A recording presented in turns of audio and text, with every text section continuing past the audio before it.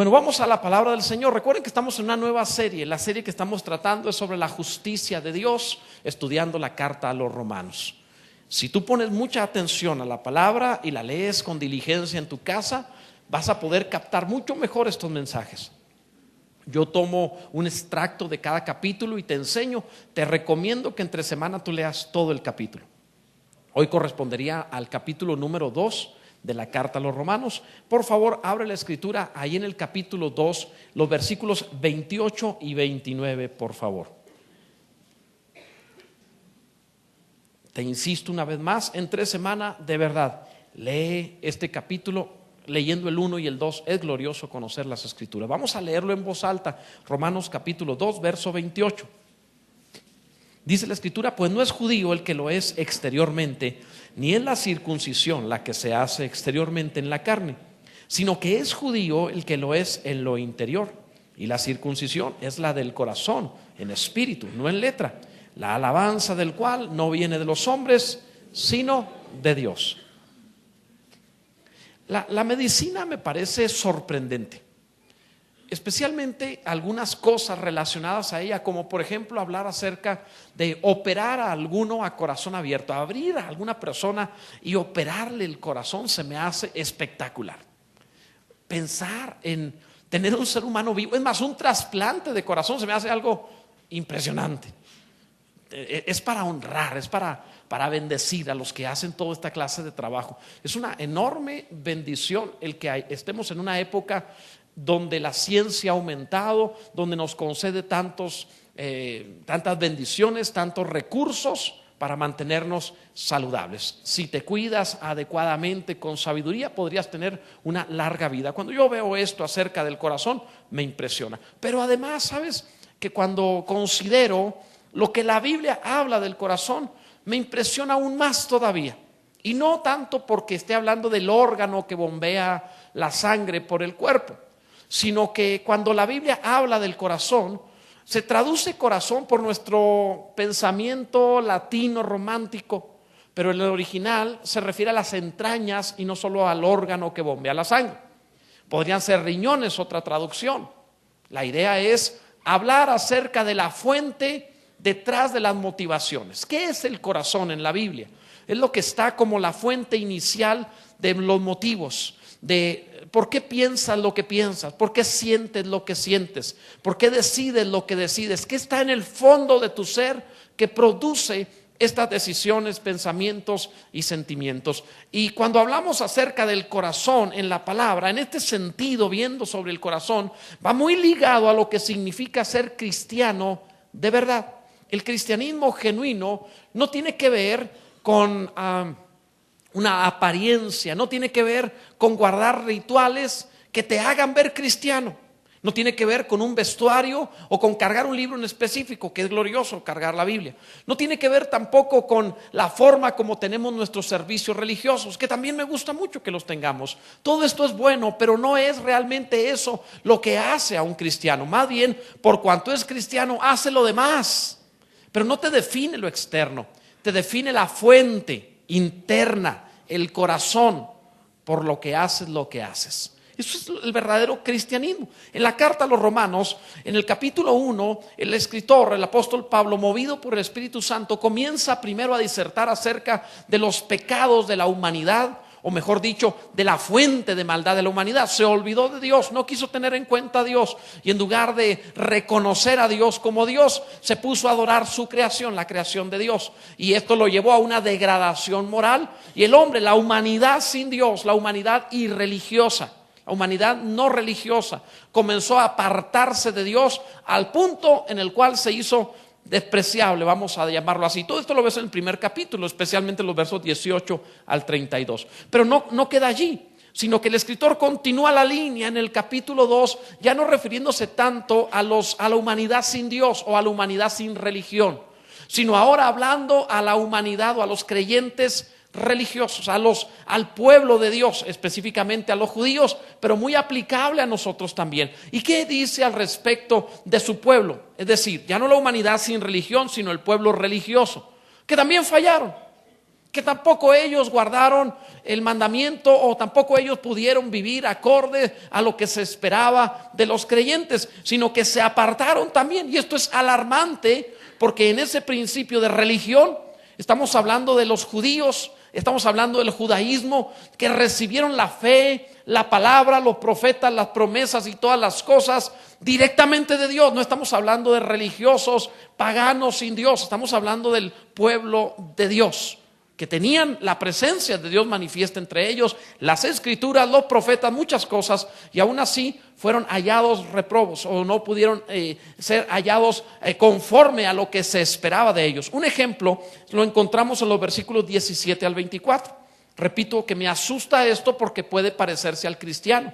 Por ejemplo, los versos del capítulo 2, versos 17 al 24, si tú lees estos versículos, dice algo que le queda a los judíos, pero también le puede quedar a los cristianos de apariencia, no de corazón, no sinceros, no de lo profundo, no de adentro, sino solo de fuera. Dice Romanos 2:17, he aquí, tú tienes el sobrenombre de judío. Ahí puedes ponerle, tú tienes el sobrenombre de cristiano. Y te apoyas en la ley, en las escrituras, y te glorías en Dios, y conoces su voluntad, e instruido por la ley, apruebas lo mejor. Y confías en que eres guía de los ciegos, luz de los que están en tinieblas, instructor de los indoctos, maestro de niños, que tienes en la ley, podrías decirlo ahí, que tienes en las escrituras la forma de la ciencia y de la verdad. Tú pues que enseñas a otro, ¿no te enseñas a ti mismo? Tú que predicas que no se ha de hurtar, hurtas. Tú que dices que no se ha de adulterar, adulteras. Tú que abominas de los ídolos, cometes sacrilegio. Tú que te jactas de la ley o de la Biblia, con infracción de la Biblia, de la ley, deshonras a Dios. Porque como está escrito, el nombre de Dios es blasfemado entre los gentiles, o sea, podrías decirle entre los no cristianos, por causa de vosotros. Entonces, cuando veo que el pueblo religioso también es hallado de esa forma, si lo traducimos a nosotros, si nos lo aplicamos, pues también nos habla a nosotros. Y si yo sé, alguno está pensando, pastor, hubiera avisado para traerme casco, lo siento mucho, pero si te aviso no pegue igual. Y si te pones casco, recuerda a Goliat, nomás un pedacito tenía en la frente y ahí le dio. La palabra va a entrar. Entonces, ¿qué hacer ante esto? ¿Qué hacer cuando la humanidad fue reprobada? La humanidad sin religión fue reprobada. ¿Qué hacer cuando el pueblo de Dios fue reprobado? ¿Qué hacer entonces? ¿Qué es lo que queda? Ante esto, lo único que queda, como todo era externo en ellos, la humanidad sin Dios adoró las cosas que veía, y como el pueblo de Dios solo guardó una forma exterior, lo que la solución a esto, conforme lo sigue hablando el apóstol Pablo, es la circuncisión del corazón. Vamos a estar viendo hoy precisamente sobre esa acción judía de la ley que ejemplifica muy bien un acto espiritual de los cristianos. En los judíos era literal, en los cristianos es una acción en su interior que arranca, que corta una inclinación a la maldad, la fuente o lo que propicia la maldad, que circuncida el corazón. Vamos a entenderlo esto bien. Romanos, otra vez, capítulo 2, verso 28, lo que leímos al principio. Con este antecedente lo vas a entender mejor. Pues no es judío, no es cristiano el que lo es exteriormente, ni es la circuncisión la que se hace exteriormente en la carne. O sea, no es por el ritual, no es por lo que pasa afuera, sino que es judío el que lo es en lo interior. Y la circuncisión, ese acto que hacían de cortar en el varón el prepucio, este acto de circuncisión, dice, la circuncisión es la del corazón, en espíritu, no en letra, la alabanza del cual no viene de los hombres, sino de Dios. Entonces, mirando las diversas figuras de la Escritura que nos hablan de cómo quitarle al corazón la inclinación a la maldad, la Biblia usa esta figura de la circuncisión. Quiero que la veamos en tres partes, porque la Biblia nos da gran enseñanza de ello. La primera, Dios mandó la circuncisión en tiempo de Abraham. Ahorita veremos sobre eso. La segunda, Dios mandó la circuncisión en tiempo de Moisés. Y la tercera vez, Dios mandó la circuncisión en tiempo de Josué. Cada etapa es una etapa nuestra. En Abraham, en Moisés y en Josué es una etapa nuestra. Es algo que tenemos que vivir, que experimentar para deshacernos de eso que te amarra hacia el mal. ¿Alguno de los presentes ha sentido alguna vez como que algo de adentro lo obliga a cosas malas? ¿Alguno le ha pasado? A ver, levante la mano quien le ha sucedido. Pues todo el mundo alguna vez le ha pasado, ¿verdad? Entonces, ¿cómo me arranco eso? Bueno, esto es lo que habla la palabra. La primera de ellas, la circuncisión de Abraham, la que le mandó el Señor a Abraham. Cambias el corazón cuando le pones un hasta aquí a tu voluntad. Eso nos enseña en Abraham.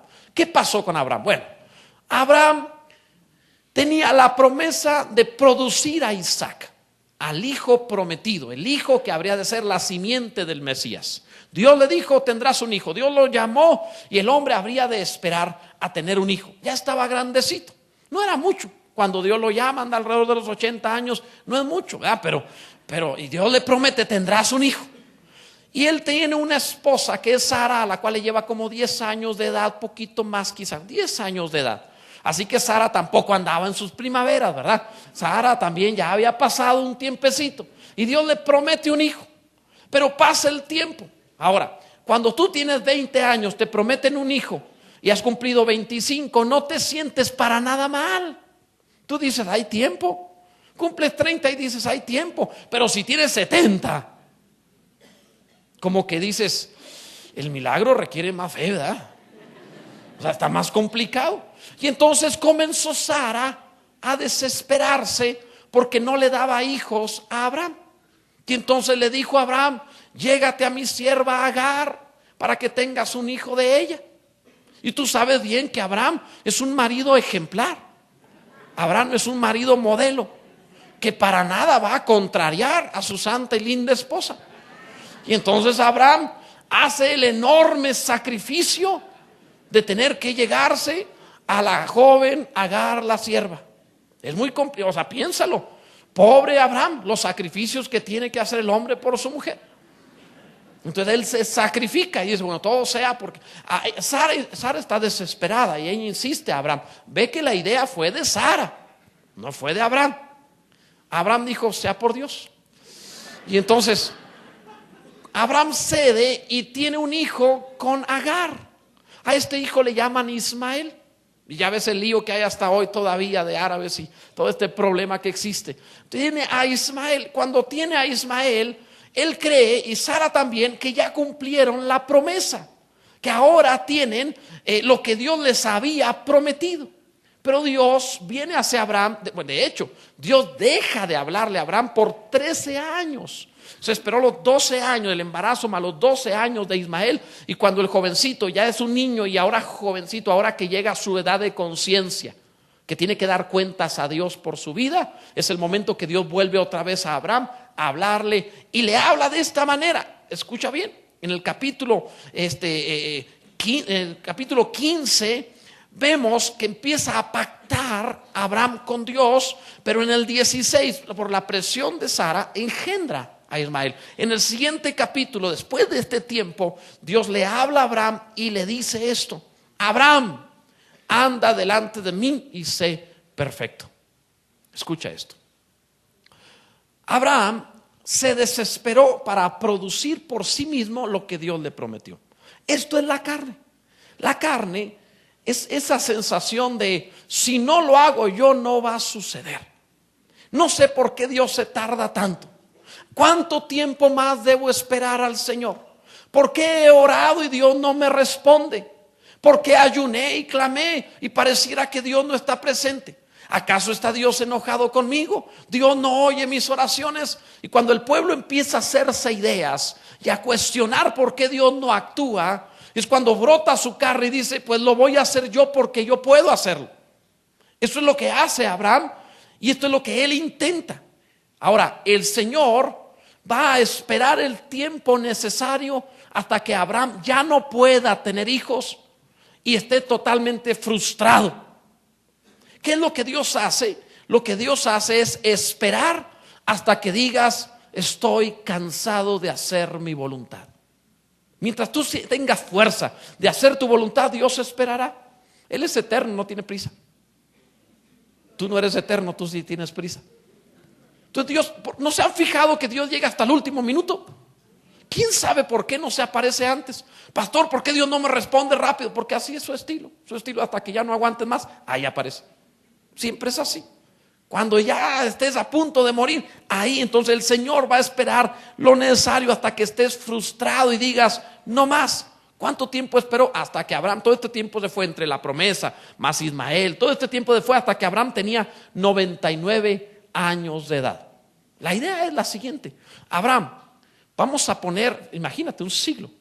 Vamos a terminar con un siglo de tu vida para empezar un nuevo siglo. En la Biblia, el siglo es una figura de lo antiguo y lo nuevo.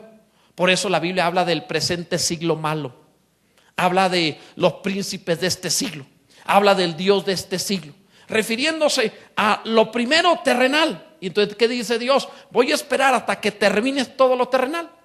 En Moisés, por ejemplo, tuvo que esperar 80 años para que le fuera útil.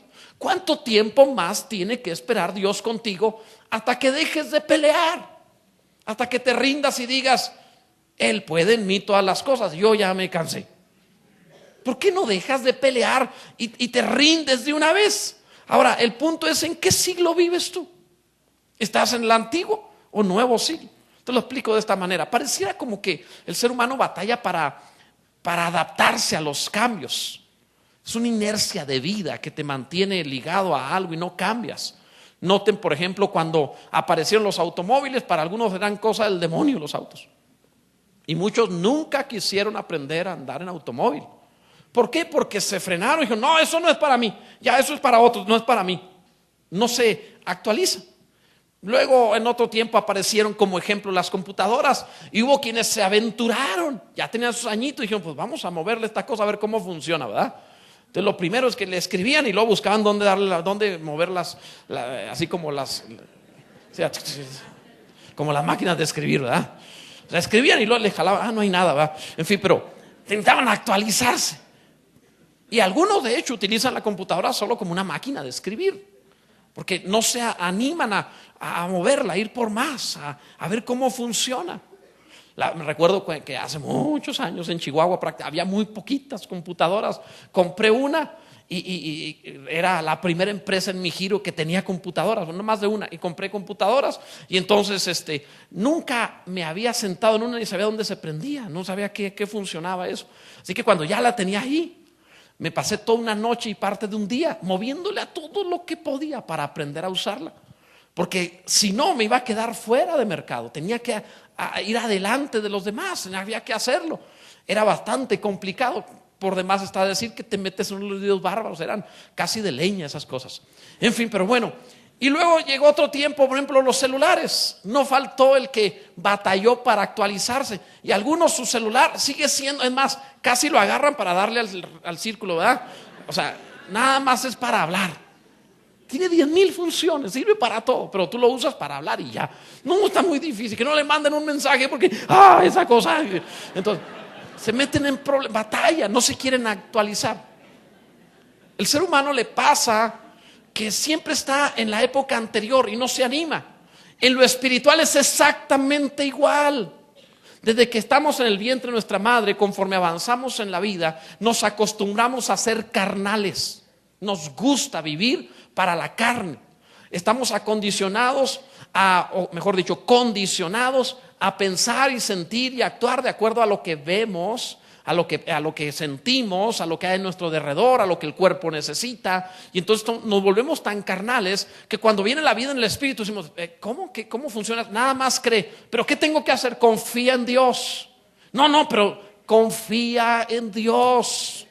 Y entonces empezamos a tener problemas para la vida en el espíritu porque estamos muy ejercitados en nuestra carne y no nos actualizamos.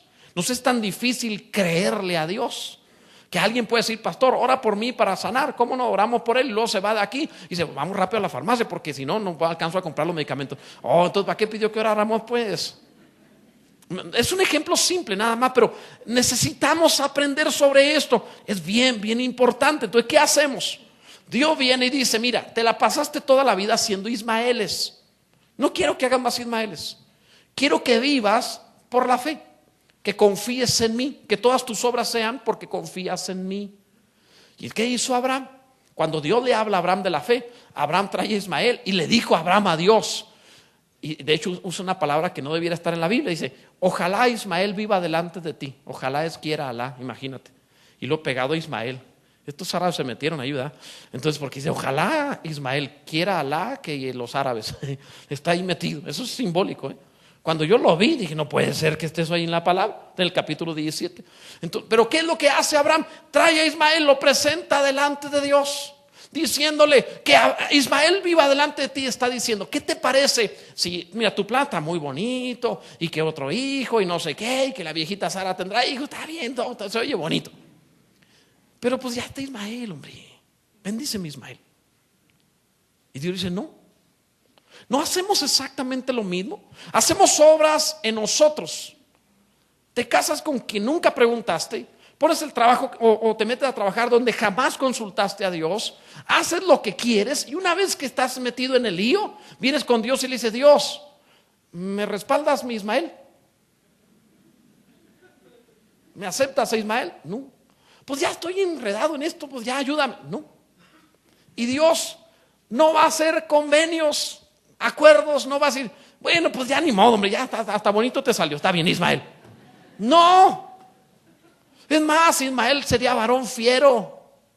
Cada vez, eso dice la Biblia, cada vez que actuamos en nosotros, mira, Isaac significa risa, gozo, mientras que Ismael es varón fiero. En nuestras obras terminamos engendrando problemas.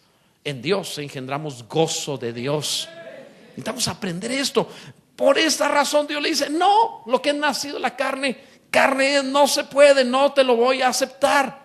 Entonces lo primero es que cambias el corazón cuando te sometes a la voluntad de Dios, cuando aprendes a esperar. Lo segundo, cambias el corazón cuando te sometes a la voluntad de Dios, a lo que Él quiera hacer. Le dijo Dios en el capítulo 17, le dice Dios a Abraham, le dijo, yo soy el Dios todopoderoso, anda delante de mí y sé perfecto. ¿Por qué le dice anda delante de mí? Porque la primera vez anduvo delante de Sara. ¿A qué le haces caso a Sara? Yo creo que Sara tenía lo más bueno, ¿cómo podríamos decirlo? Sara era impresionante como esposa, pero tenía su carácter. ¿Has leído la Biblia? Pedro dice, como las santas mujeres, como Sara, que llamaba a su marido Señor. Y todos los hombres dicen, amén. Palabra de Dios, ¿verdad? Sara tenía eso, pero cuando la viejita se enojaba, parece que tenía su carácter. Un día se enojó con Abraham por causa de Ismael y de Agar, y dijo, córrelo. Se enojó tanto que dice la escritura que cuando le pedía a Sara que los corriera, Abraham oró y le dijo a Dios, Señor, ¿qué hago? Mira lo que dice, Sara está peleando conmigo. ¿Sabes qué dijo Dios a Abraham? Hazle caso a tu mujer. Eso le dijo Dios. O sea, Dios dijo, mira, ya enojada ni yo me meto, arréglatela tú. Eso estaba delicado. Imagínate, o sea, si era serio. Entonces parece ser como que la presión de Sara fue fuerte en ese sentido. Ahora, Abraham había andado delante de Sara y le había hecho caso al tener a Ismael. Ahora viene Dios y le dice, anda delante de mí. ¿Cuál es tu Sara? No pienses en tu esposa. Te estoy preguntando qué es lo que te presiona a actuar antes de tiempo. ¿La economía? ¿La salud? ¿Lo que digan los demás? ¿La opinión pública? ¿La situación del mundo? El pecado mismo. ¿Cuál es tu Sara? ¿Qué es lo que te presiona? Delante de quién vives, delante de quién andas. Porque la palabra de Dios dice, anda delante de mí, le dice a Abraham, y sé perfecto. Cuando uno oye esta palabra, la primera vez que yo leí el Génesis y que vi, anda delante de mí, sé perfecto, dije, no, pues está muy difícil. Dios es perfecto. Pero luego entendí lo que significaba perfecto en las Escrituras. La palabra perfecto también se traduce como completo. Y lo entendí. Por ejemplo, un bebé es perfecto, aunque a veces parece como descompuesto, ¿verdad? Te lo llevan a la casa, muy bonito, ya nació el bebé, y llegas a la casa y se ensucia cada ratito. Tú dices, está agujerado, está descompuesto, no retiene nada. Y lloran a cada rato. ¿Por qué tienen que llorar tanto? O sea, mira, tú levanta la mano, hazme así, y yo te traigo comida. Si tú me das 1, 2, 3, lo que tú me pidas, yo te lo doy. ¿Por qué tienes que llorar? Ya tengo que estar adivinando. Las mamás casi se transforman en adivinas para saber qué quieren. Bueno, de hecho tienen una virtud impresionante. No, está incómodo porque hay que cambiarlo. Y tú dices, pues llora igual que cuando tiene hambre, que cuando tiene frío, que cuando tiene sueño, llora igualito. Pero ellas saben, ¿han visto eso? Ellas saben. A mí me suena igual. O sea, no la agarra, ¿qué quieres? O sea, ¿qué? O sea, es igual, ¿verdad? Pero ellas saben.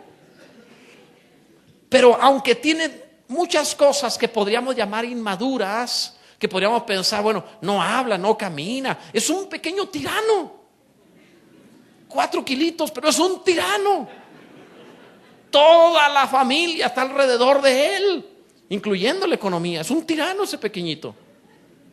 Y puede estar en un culto y no es el momento de llorar, pero tiene que llorar y a él no le importa quién esté, es un tirano, ¿verdad? Pero es perfecto, porque corresponde en todo a lo que debe ser un bebé. O sea, no se le pide que camine, es un bebé. No se le pide que hable, es un bebé. Entonces podemos decir del niño, es perfecto. Pero que no tiene defectos, es perfecto, porque de acuerdo a ser un bebé, en su etapa de desarrollo ha llegado a lo que debe alcanzar. Es perfecto. Un joven de 20 años que está cumpliendo con sus deberes a los 20 años, podríamos decir es perfecto, aunque quizá no es el que provee para la casa financieramente o el que cuida un hogar, pero si hace lo que debe hacer a los 20 años es perfecto. Cuando Dios le dice a Abraham, anda delante de mí, sé perfecto, nunca le está pidiendo que Abraham sea como Dios es en todo lo que Dios es, pero le está pidiendo de acuerdo a lo que debe ser como un patriarca de fe en tu tiempo, sé perfecto. De acuerdo a lo que tú debes ser donde te encuentras como esposo, como padre, como trabajador, como estudiante, en donde te encuentres, de acuerdo a lo que debes ser, comparado con otros, no importa lo que tú debes ser delante de Dios, sé perfecto. No eres alguien irreprensible en alguna área, pero eres perfecto de acuerdo a tu nivel de desarrollo y crecimiento que tienes que ser. Dios le dice a Abraham, anda delante de mí. ¿Cómo logro ser perfecto? Voy a vivir para Dios. No me dejaré presionar por Sara, no me dejaré presionar por trabajo, no me dejaré presionar por la vida, por lo que dirán los demás, por la familia, por una situación de salud. No me dejaré presionar por nadie, esperaré en Dios.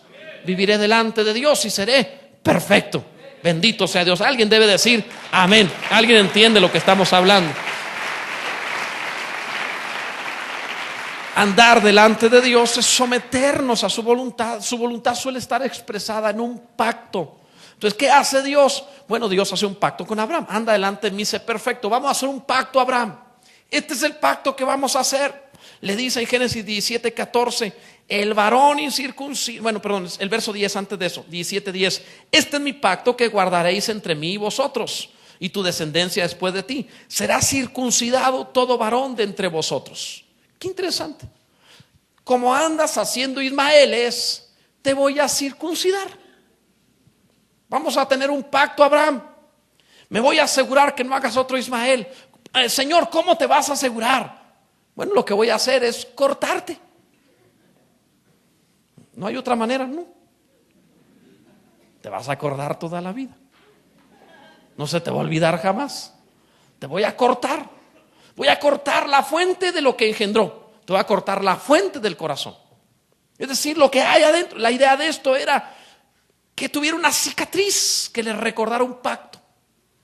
Perdona la forma de decirlo, pero cada vez que esté desnudo, cada vez que vaya al baño, cada vez que se vea, tendrá una cicatriz que le recuerde, soy de Dios.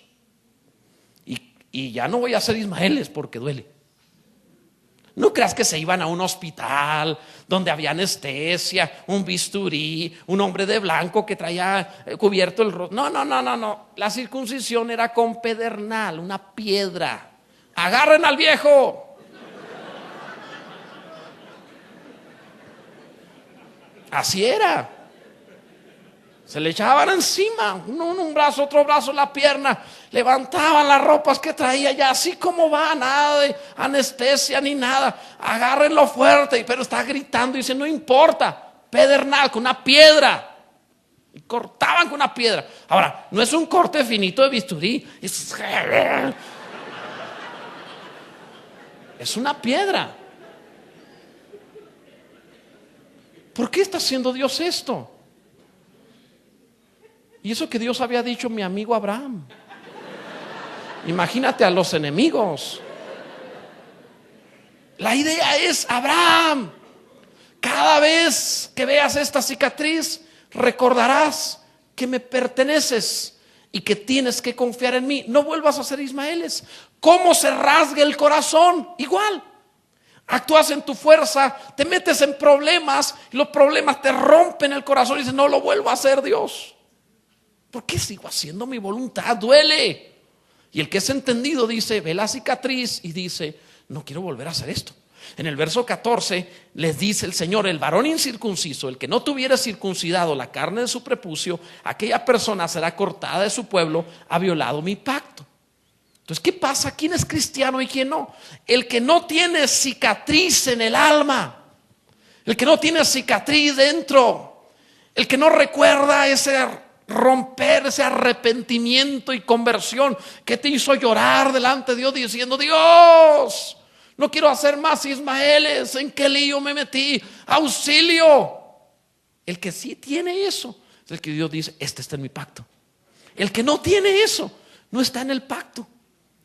Estás dentro del pacto hasta que tienen la circuncisión del corazón, como dice Romanos 2.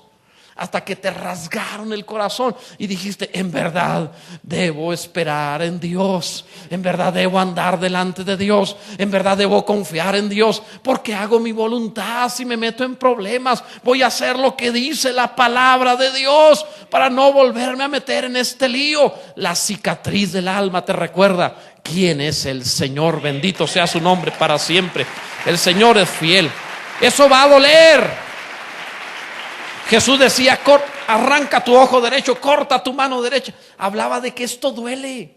Pastor, no hay un método alterno, no hay píldoras. No hay. No puedes evitarlo, tienes que pasar por ahí. Pero escucha, después de la circuncisión y el tiempo requerido para sanar, nació Isaac, que significa risa. Después de ese dolor de arrepentimiento, cuando dices, no más. Cuando te atreves a decirle eso, vendrá la risa, vendrá el gozo, vendrá la bendición, vendrá la gracia de Dios sobre ti, vendrá la recompensa, valdrá la pena. Gloria a Dios. Puedes imaginarte a Abraham jugando con Isaac, feliz con Isaac. A los 100 años tiene a su hijo. ¡Qué maravilla! Te puedes imaginar cuánto gozo, cuánta alegría. Dios cumplió su palabra, lo esperó toda la vida. Créeme, el Señor es fiel y te aumentará los días para que disfrutes lo que prometió. Abraham vivió una larga vida porque Dios le prometió y fue fiel en cumplirle. Bendito sea Dios. Yo encuentro que ¿han visto esas películas? Bueno, no tengo tantos años para haberlo vivido, pero las películas, no sé, de viejo oeste o cosas así, donde a alguien le daban un balazo y se lo quitaban despierto sin anestesia, ¿verdad? Le daban un trago de licor, lo agarraban entre varios, le ponían la rodilla encima y a pinzas, así como quien estaba cambiando las cerraduras del caballo, metía hasta buscar y jalar ahí la bala. Impresionante. Yo cuando veo eso digo, pues ¿qué fue lo que nos pasó? Estamos en una generación muy delicada. Ya no aguanta nada.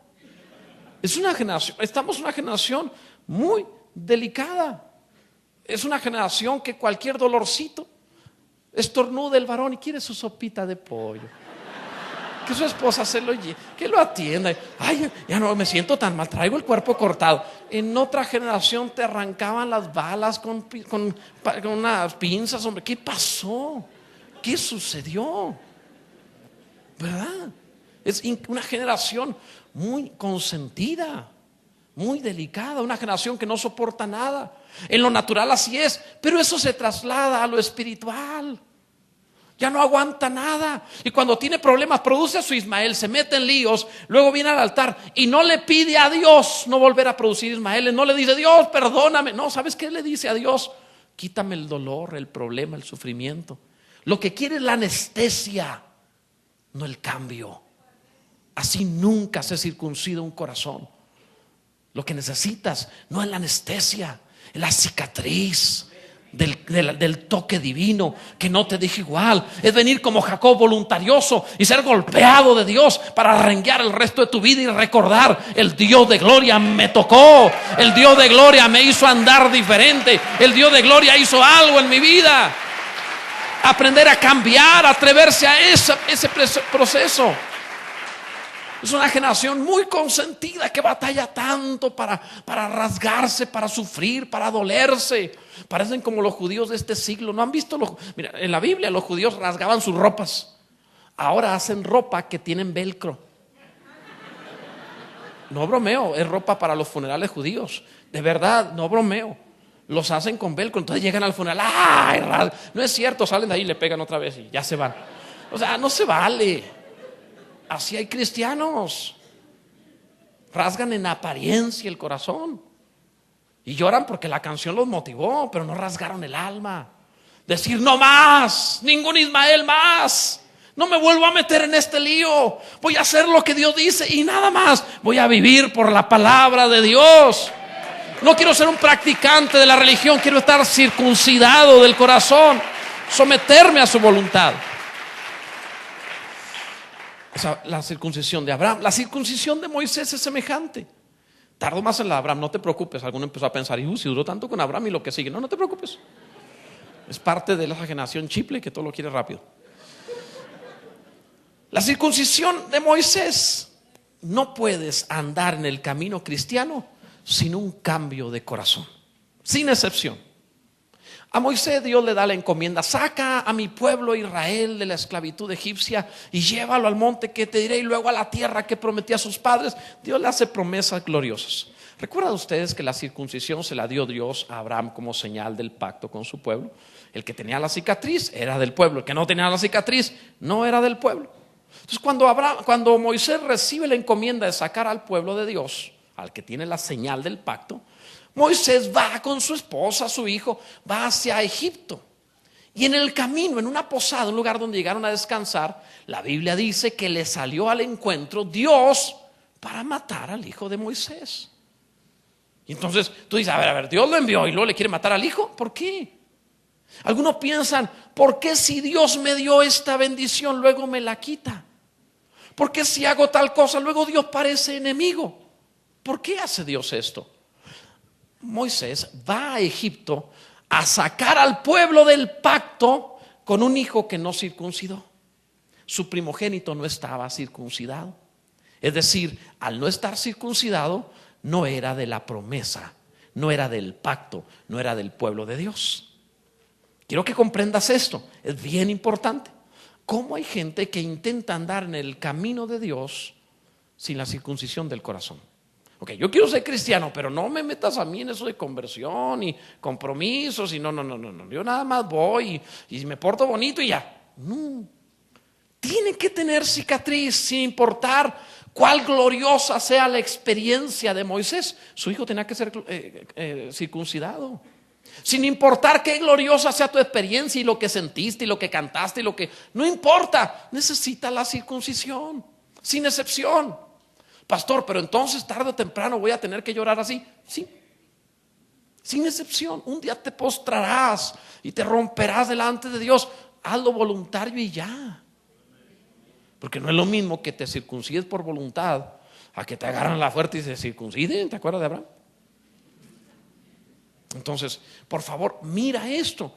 Moisés tuvo experiencias tremendas. Vio a Dios, le habló desde el cielo, manifestación en fuego, cosas tremendas. Y aún así Dios le está diciendo que tiene que circuncidar a su hijo. Como creyentes, a veces le pasa lo mismo a las familias cristianas.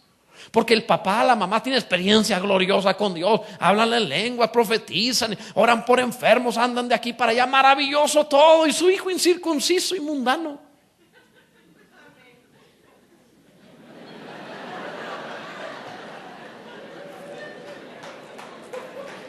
Entonces, se tiene que hacer algo allí con... No puedes tener al muchacho así. No, y la generación que no soporta el dolor, ahora no soporta el dolor a su hijo. No, pobrecito mi hijo, hasta que él quiera. ¿Tú crees que su carnota va a querer?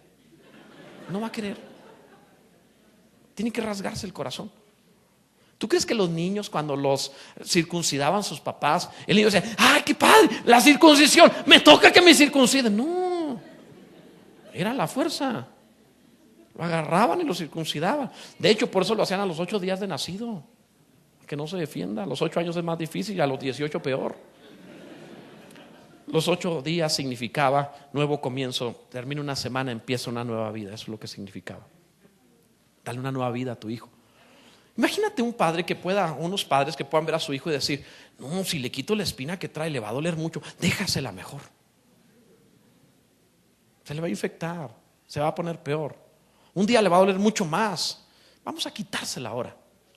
No, si le cambio esa música que oye ahí en la casa, en el cuarto, y las calaveras que pone ahí y no sé qué tanto póster, no, se me va a enojar después. Y ni pagó la casa él. ¿Por qué no quitárselo eso? Pero es que se va a enojar. Pues claro que se va a enojar. Hay carne en él, hay que circuncidarlo.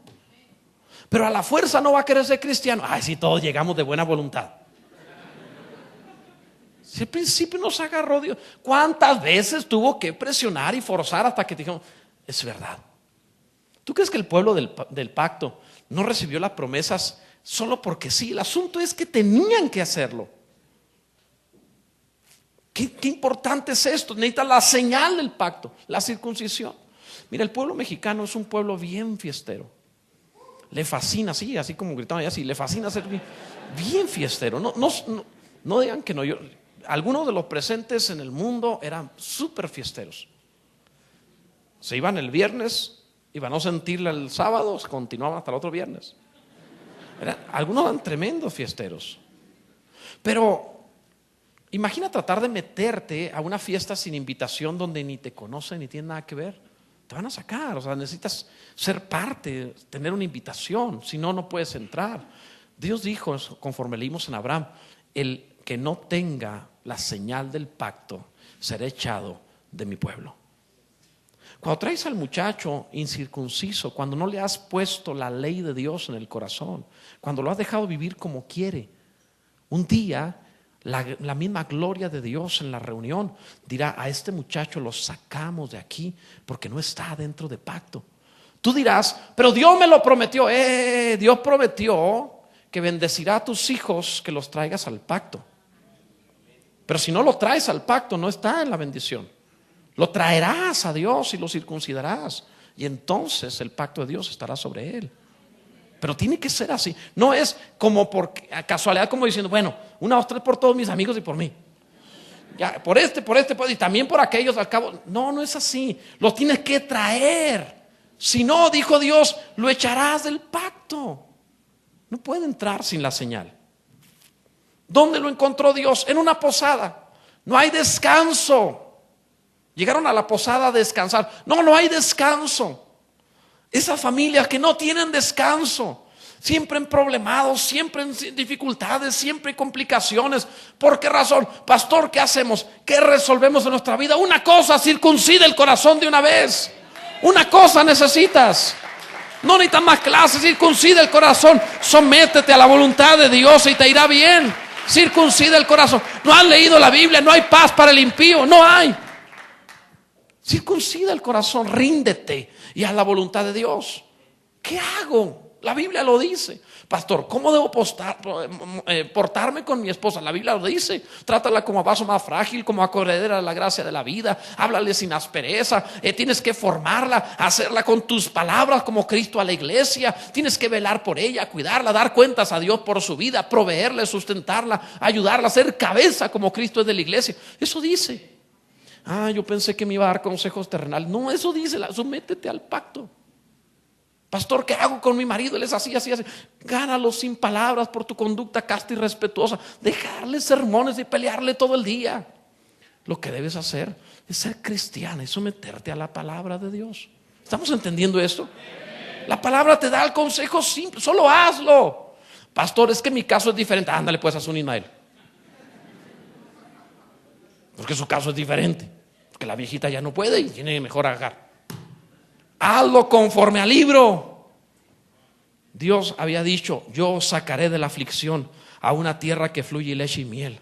Es la promesa. Solo circuncida el corazón. Dios, el Señor les había dicho, Jesús les dijo: venid a mí los que estéis trabajados y cargados. Él sí te hace descansar. Dios prometió: a su amado dará Dios el sueño. Él sí te da reposo, Él sí te dará descanso. Iré contigo y te daré descanso, dijo Dios a Moisés. Él lo hace de esa manera. ¿Qué debes hacer? Atreverte a hacer la circuncisión del corazón.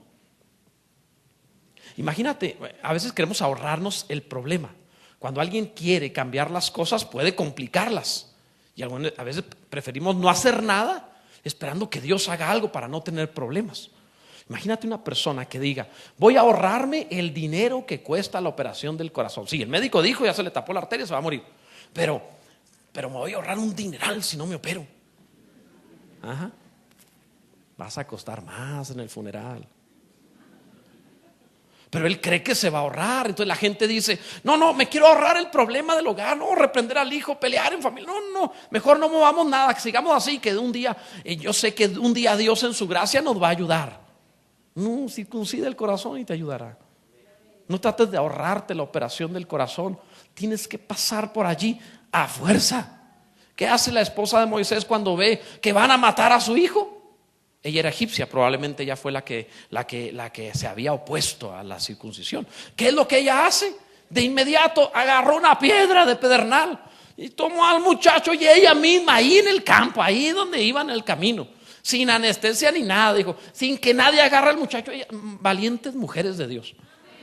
O sea, una mujer que de verdad quiere hacer la voluntad de Dios. Dice: me va a matar a mi hijo, que se me pierda mi hijo. No, si no me lo agarren, yo sola puedo con él. Se le echó encima al muchacho. Quiero que lo pienses.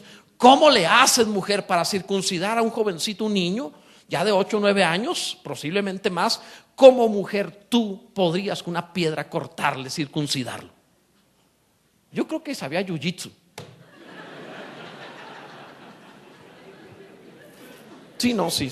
Sí. Si no, ¿cómo lo agarras? ¿Cómo lo tuerces para poderlo cortar? Y esta mujer, impresionante. Había dedicación, había entrega. No te ahorres estas cosas. ¿Sabes cuánto puede costarte la obstinación? Haz lo que ella hizo.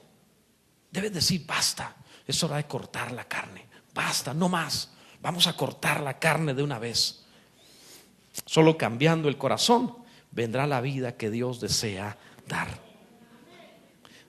Esto es maravilloso. Abre la Biblia en Éxodo 4. Me gusta mucho esto. Éxodo capítulo 4. Mira el verso 22 y 23. Y dirás a Faraón: Yahvé ha dicho así: Israel es mi hijo, mi primogénito. Dice enseguida: ya te he dicho que dejes ir a mi hijo para que me sirva, mas no has querido dejarlo ir. He aquí, yo voy a matar a tu hijo, tu primogénito, le dijeron a Faraón. Quiero que pienses en esto. Dios le dice que el primogénito de Dios es su pueblo Israel. Le dice a Faraón: o sea, así como no sueltas a mi hijo primogénito, mi pueblo, yo te voy a matar a tu hijo primogénito. ¿Qué está diciendo Dios aquí? Solo va a haber, en una casa solo hay un primogénito, no hay dos. Uno es el primero y el otro es el segundo. No hay dos primogénitos en una casa. Entonces Dios llega y dice: aquí hay dos primogénitos, tengo que matar uno. Nada más debe haber un primogénito. ¿Cuál va a ser el primogénito? Pues el mío, dice Dios. El otro no. Solo un primogénito va a estar en la casa. Entonces va a mantener al que está dentro del pacto. Uno de los dos va a morir. Tú tienes dos voluntades en ti. Una voluntad donde tu espíritu dice: yo quiero hacer la voluntad de Dios. Pero también tienes otro primogénito que está terco, la carne, que quiere hacer su voluntad. Y Dios viene y te dice: nomás uno va a vivir, te va a matar al otro. ¿Cuál quieres que te mate? No se podría ahorrar el dolor. No, uno va a vivir y otro va a morir. Caín y Abel, los dos presentan ofrendas, nomás uno recibe. Jacob y Esaú se pelean en el vientre de Rebeca, nomás uno es primogénito, no dos. Y aunque uno parezca nacer primero, al otro, el del espíritu, es el que le dejaré ser primogénito. Tarde o temprano va a pasar esto, no puedes rehuirlo. Piensa en tu carnalidad como en un tumor, en tus gustos de pecado, en tus cosas que no deberías, como un tumor. Y Dios, que te ama, te lo va a quitar. Pero no podría seguir con mi tumor ahí, o sea que no te lo va a quitar. Y sin anestesia, con piedra. Después te enseñaré sobre la piedra, que es maravilloso, Cristo. Pero la promesa es: solo uno va a vivir. Tienes dos en ti, solo un primogénito. Por eso le mata a los primogénitos en Egipto. Vamos a la tercera, la circuncisión de Josué. Si el corazón sigue cambiando, nuevas promesas de Dios seguirán cumpliéndose en tu vida. Grábate eso. Josué capítulo 5, verso 2, por favor. Dice la Biblia en Josué 5, 2: en aquel tiempo Yahvé dijo a Josué: hazte cuchillos afilados y vuelve a circuncidar la segunda vez a los hijos de Israel. Y Josué se hizo cuchillos afilados. Pastor, aquí había cuchillos. Sí, pues no sabemos si eran de piedra o de metal, ¿verdad? Y circuncidó a los hijos de Israel en el collado de Aralot. Esta es la causa por la cual Josué los circuncidó. Todo el pueblo que había salido de Egipto, los varones, todos los hombres de guerra, habían muerto en el desierto por el camino después que salieron de Egipto. Pues todos los del pueblo que habían salido estaban circuncidados, mas todo el pueblo que había nacido en el desierto por el camino después que hubieron salido de Egipto no estaba circuncidado. ¿Sabes que después de cada circuncisión vendrá una recompensa? El primogénito que estaba en Egipto, escucha esto, cuando Dios los saca tenían que circuncidarlos y les dio libertad. Pero fueron creciendo y murieron en el desierto, y la nueva generación, para poseer la tierra prometida, tenían que ser luego circuncidados. Nuestra vida va en niveles de gloria, y cada nuevo nivel de gloria implica una circuncisión. Implica un tiempecito ahí que no va a gustar mucho, porque hay una herencia después de eso. ¿Recuerdan al primogénito que conforme a la Biblia se le daba una doble porción? ¿Qué es esta ley? La ley del primogénito era la siguiente: una persona, un padre tenía 3 hijos. El primero, el primogénito, recibía 2 porciones. El segundo recibía 1 y el tercero 1 porción. O sea, la herencia se repartía en 4 si tenía 3 hijos, y 2 partes eran para el primero. Si tuviera 5 hijos, se repartía en 6 partes, 2 partes para el primero, y a cada uno le daba 1 porción. El primogénito recibía lo doble. Entonces Dios te dice: esta es la bendición del primogénito. El primogénito, cuando es circuncidado, se le va a dar una porción de herencia. Lo que Dios estaba diciendo era: mi primogénito lo circuncidé y lo saqué de Egipto. Mi primogénito lo circuncido y lo meto a la tierra prometida. Mi hijo de Dios en el siglo XXI lo pasé por dolor y arrepentimiento y lo bendije. Más adelante hubo cosas que quitar en su vida y lo volví a bendecir. Hubo más cosas que limpiar en su vida y lo volví a bendecir. Y mientras más sea limpiado y circuncidado el corazón, lo llevaré de gloria en gloria y le daré más bendición, le daré más herencia, porque está limpiando el corazón. Imagínate, a Josué le dio la orden de hacer cuchillos. Ahora piensa como hombre de hace 1000 y tantos años, 1400 años antes de Cristo. Piensa en todos los hombres lo que significaría de pronto ver a Josué salir de las tiendas junto con cientos de levitas con cuchillos en la mano.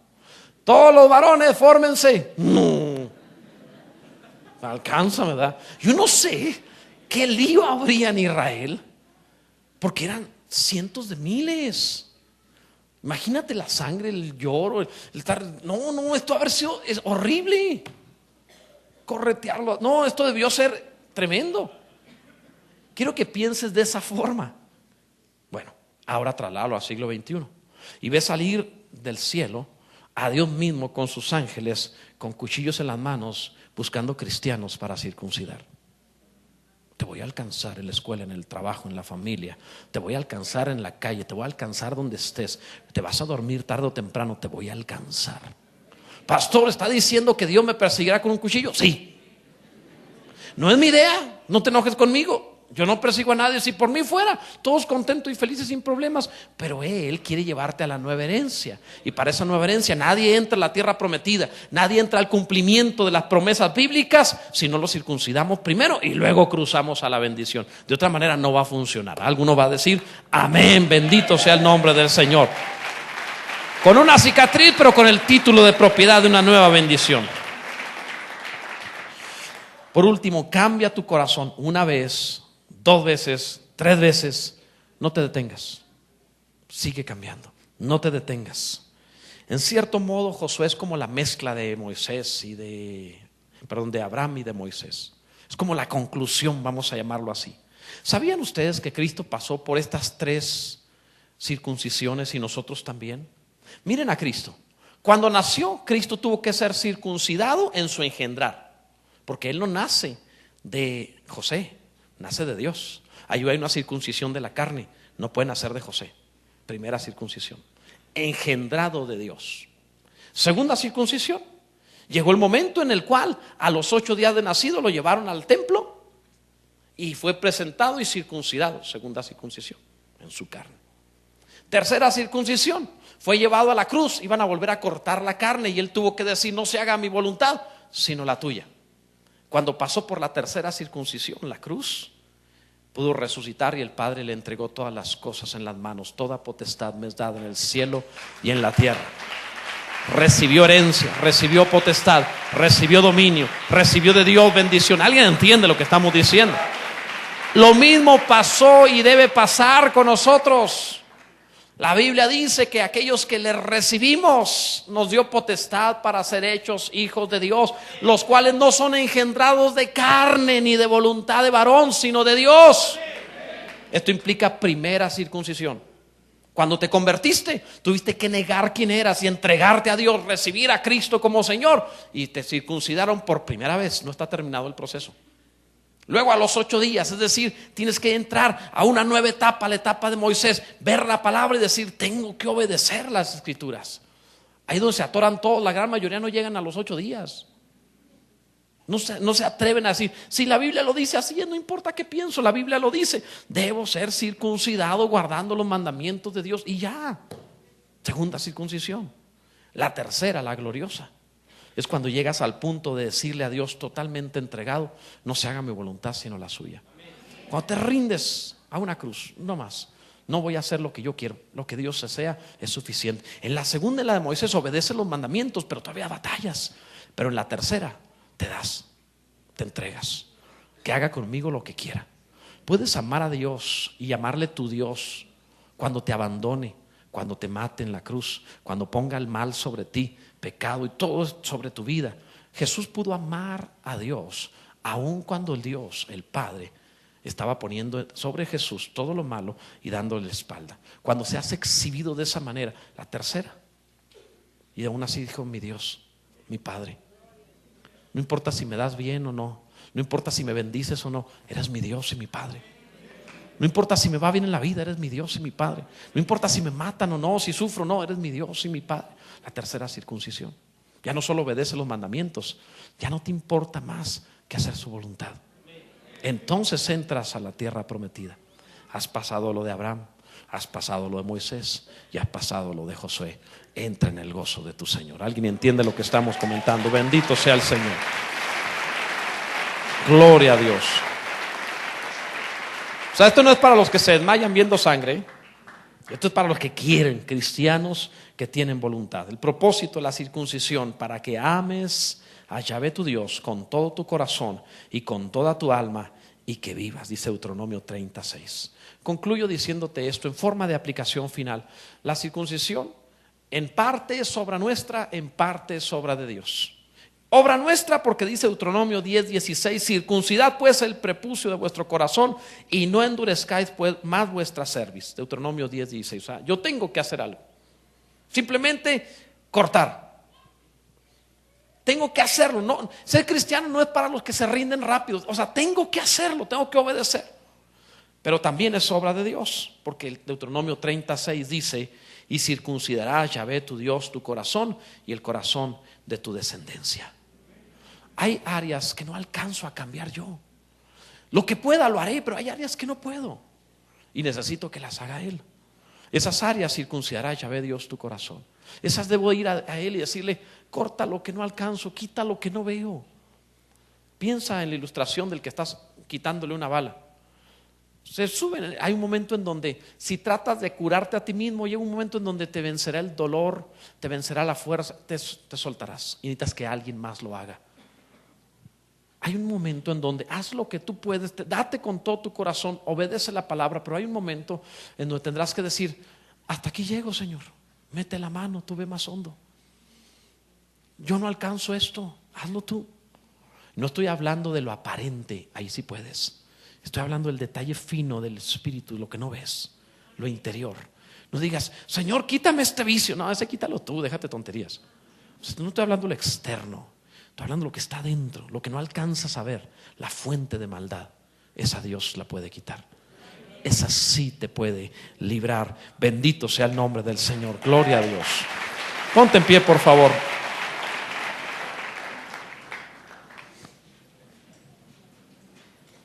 Y Él dijo: te bendeciré a ti y a tu descendencia. Cuando tú circuncidas tu casa, Él traerá bendición. A donde no alcanzarás, a los hijos que no verás, a los nietos, bisnietos que no verás, Él sí los verá. Él sí llegará. Pon las bases. Él sí llegará. No temas hacer la voluntad de Dios. Ten temor de no hacer la voluntad de Dios. No temas que las cosas se compliquen por hacer lo correcto. Ten temor de no hacerlo. Alguien necesita hoy cortar. Levanta tus manos y ríndete. Corta, de verdad, arrepiéntete. Pide perdón, arrepiéntete. Siente el dolor, arrepiéntete. Dile: perdóname, Señor, qué torpe he sido, qué carnal o necio he sido. Perdóname. Cómo he sido aferrado a la maldad. Perdóname. Tomo la decisión de cortar, de arrancar. Hasta donde yo pueda lo haré. Señor, lo que no alcanzo, hazlo tú. Rasga el corazón. Circuncídanos, Señor. Que seamos una iglesia de verdad cristiana, no aparente. No falsifiquemos la verdad. Corta, Señor, aquello que está estorbando. Santifícanos. Santifícanos. Nos arrepentimos de nuestros pecados. Te pedimos perdón de nuestra maldad. Hemos visto en tu palabra que es cristiano el que lo es interiormente, de corazón. No queremos ser aparentes. Te rogamos, Señor, hoy que metas tu mano y que nos transformes. Reconocemos que todas las experiencias dolorosas en las cuales nos metimos, en las cuales tuvimos que caer, reconocemos que tu mano estaba detrás de ellas. Hemos fabricado ismaeles y pedimos perdón. Nos arrepentimos de nuestras obras, nos rendimos a ti. Limpia el corazón, santifícanos, rásganos el alma, Señor. Te necesitamos más que nunca. Si tú no lo haces, Dios, ¿cómo podríamos continuar? Nosotros estamos disponibles, quitamos lo que podemos. Aquí estamos, Señor, nos damos a ti. Santifícanos, límpianos. Levanta un pueblo totalmente cristiano y espiritual. Un pueblo que vive, Señor, por la fe.